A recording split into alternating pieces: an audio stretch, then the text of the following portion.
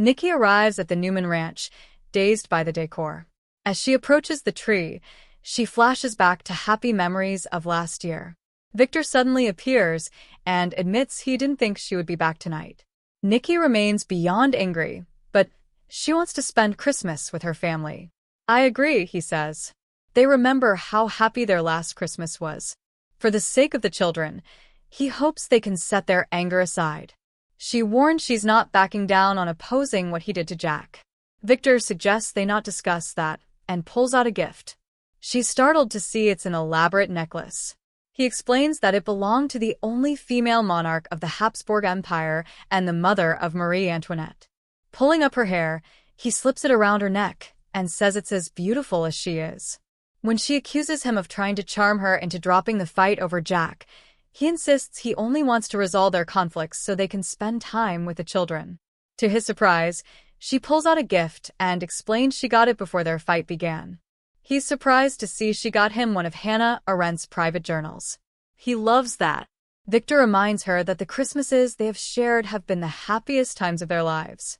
She points out that not all of their Christmases have been merry. They recall when she gave him a tree, even though they had split up. He admits that tree meant everything to him. He remembers when he was left in an orphanage on Christmas Eve. Now look at all they have. Sobbing, he reminds her of the life they have built and their grandchildren. They have a lot to be proud of. They kiss.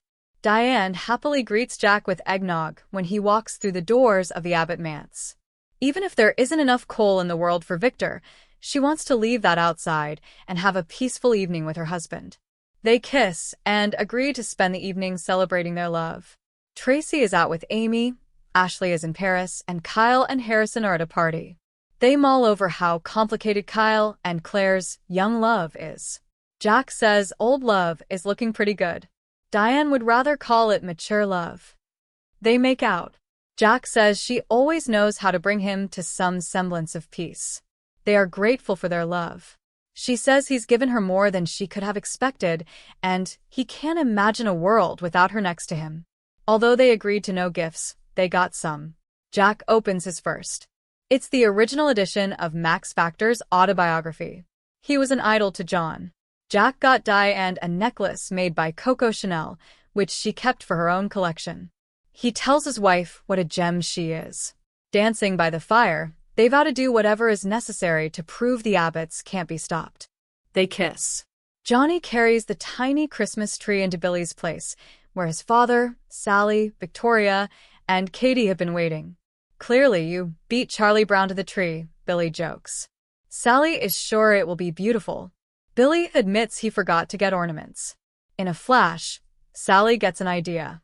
The former carny gets them some popcorn and explains that they rarely had a tree, but when they did, they had to be creative with decorating it.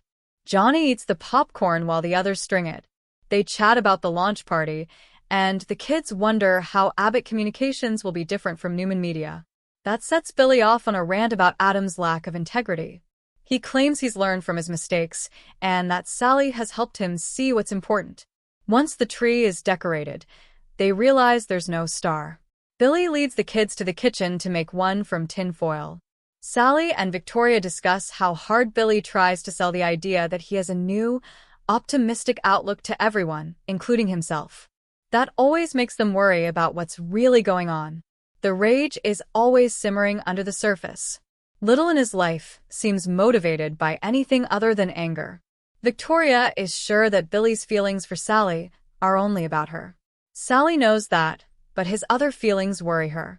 Her father also had white-knuckled optimism and was always going for broke. She would end up picking him off the floor. "Are you trying to love Billy or save him?" Victoria asks. Sally grew up expecting little.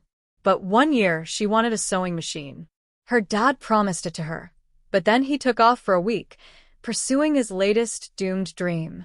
Billy stands in the hall and listens as Sally explains that losing Abbott Communications once reminded her of that. She can't go through that loss again. What they have needs to be real. Sally is sorry for unloading all this on her. Victoria appreciates her sharing. The kids return with the star, and Katie puts it on the tree. Billy declares it perfect. Sally crunches up her nose. The children and their mother exit. As Sally and Billy sit alone, he remembers how much Delia loved the season of believing. He assures Spectra that he believes in her and what they can accomplish. He's grateful to have her in his life. They kiss.